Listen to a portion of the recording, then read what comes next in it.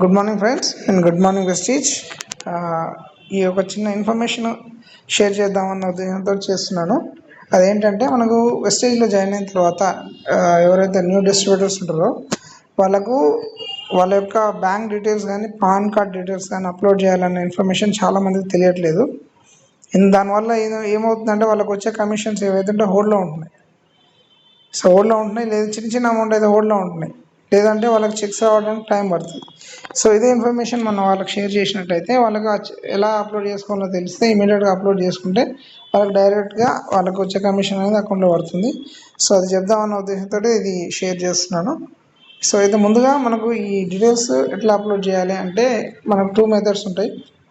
ఒకటి వచ్చేసి వెబ్సైట్ ద్వారా చేసుకోవచ్చు, ఇంకోటి మెయిల్ ద్వారా చేసుకోవచ్చు. వెబ్సైట్ ద్వారా చేసుకోవాలంటే కొద్దిగా లెంత్ ప్రాసెస్, అది ప్రతిదీ ఎంటర్ చేసి చేయాల్సి వస్తుంది, కన్ఫ్యూజన్గా ఉంటుంది కాబట్టి అందరికి అర్థం కాదు.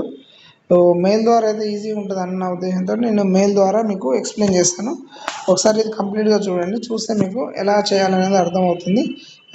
తర్వాత ఇది షేర్ చేయండి, ఓకేనా? ప్రతి ఒక్కరికి షేర్ చేయండి, యూజ్ అవుతుంది అన్న ఉద్దేశంతో చేస్తున్నాను. అయితే ముందుగా మనం ఈమెయిల్ ద్వారా ఎలా చేయాలనేది ఒకసారి చూద్దాం, ఓకేనా? ముందుగా మన మెయిల్ ఐడి ఓపెన్ చేసుకున్న తర్వాత ఇక్కడ కింద కంపోజ్ మెయిల్ అని ఉంది కదా, కంపోజ్ మెయిల్ని క్లిక్ చేయండి. ఇక్కడ పైన మన మెయిల్ ఐడి ఉంటుంది. ఇక్కడ 2 దగ్గర వచ్చేసి కంపెనీ మెయిల్ ఐడి ఏదైతే ఉంటుందో దానికి చేయండి. ఏమని ఉంటుంది, info@mywestige.com అనేది మెయిల్ ఐడి, కంపెనీకి సంబంధించింది. దీని మీద క్లిక్ చేయండి, ఓకేనా? నెక్స్ట్ సబ్జెక్ట్ దగ్గర వచ్చేసి బ్యాంక్ అండ్ మన పాన్ కార్డ్ డీటెయిల్స్ కూడా ఇస్తున్నాం కాబట్టి pan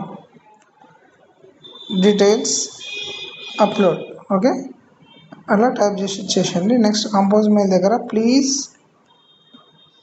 kindly request to upload bank and pan card details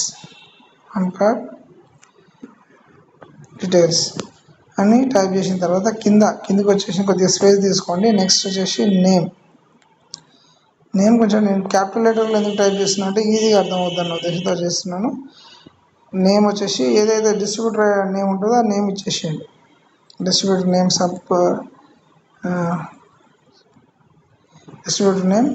next ID number, మనకు డిస్ట్రిబ్యూటర్ ఐడి ఒక ఐడి నెంబర్ వస్తుంది కదా, ఆ నెంబర్ ఎంటర్ చేయండి. ఇక్కడ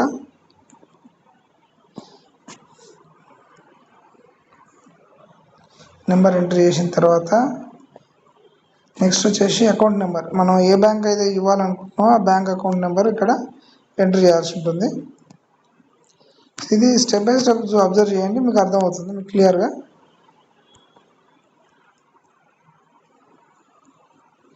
అకౌంట్ నెంబర్ ఇచ్చిన తర్వాత ఐఎఫ్ఎస్సి కోడ్ ఉంటుంది కదా, బ్యాంక్కి సంబంధించిన ఐఎఫ్ఎస్సి కోడ్ అస్సలు మిస్ చేయొద్దు.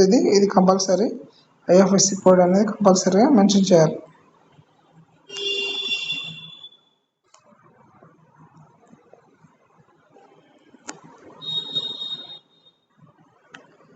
ఓకేనా? నెక్స్ట్ మనకు పాన్ కార్డ్ డీటెయిల్స్ కూడా ఎంటర్ చేయాల్సి ఉంటుంది. పాన్ నెంబర్ ఉంటుంది కదా, పాన్ నెంబర్ వచ్చేసి మనం ఎంటర్ చేస్తే సరిపోతుంది. నెక్స్ట్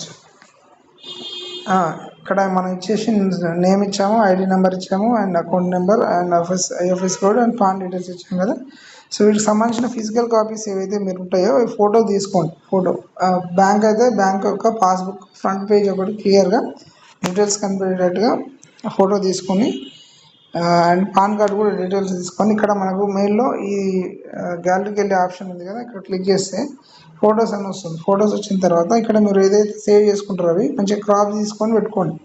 బ్యాంక్ పాస్బుక్ కానీ పాన్ కార్డ్ కానీ మంచిగా క్రాప్ చేసి పెట్టుకోండి, గ్యాలరీలో పెట్టుకోండి. ఇప్పుడు ఇందులోకి వచ్చేసిన తర్వాత వీటి మీద క్లిక్ చేయండి, పాన్ అండ్ రెండింటిలో క్లిక్ చేసి సెలెక్ట్ చేసేసి డన్ కొట్టండి. డన్ కొట్టిన తర్వాత ఇలా మనకి చూపిస్తుంది ఇందులోకి అప్లోడ్ అయింది. అప్లోడ్ అయిపోయిన తర్వాత మనం చేయాల్సిన పని ఏంటంటే ఇవి ఒకసారి డీటెయిల్స్ మనం చెక్ చేసుకొని సెండ్ కొట్టడం. సెండ్ కొడితే ఇప్పుడు ఏమవుతుంది, మీకు మెయిల్ అనేది వెళ్ళిపోతుంది. సో మెయిల్ వెళ్ళిపోయిన తర్వాత మళ్ళీ మనకు రిటర్న్ మెయిల్ వస్తుంది. ఇక్కడ చూపిస్తుంది కదా, ఓకే. సో ఇలా మనకు రిటర్న్ మెయిల్ వస్తుంది, అంటే మాకు రిసీవ్ అయినట్టుగా ఇక్కడ మెయిల్ వస్తుంది.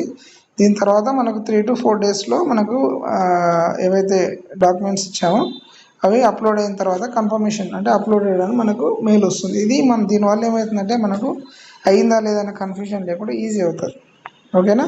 సో ఒకవేళ ఏదన్నా రిజెక్ట్ అయినా, ఒకవేళ సక్సెస్ఫుల్గా అప్లోడ్ అయినా కూడా ఏదన్నా మెయిల్ వస్తుంది. ఒక 2 to 3 డేస్ టైం పడుతుంది, వర్కింగ్ డే. దానివల్ల మీకు తెలిసిపోతుంది. ఓకేనా. ఇది యూజ్ అవుతుందని నేను అనుకుంటున్నాను. ఇది మీకు కూడా మీ డిస్ట్రిబ్యూటర్ కానీ, మీ లైన్లో మీ టీం కానీ షేర్ చేయండి. Okay, thank you and wish you.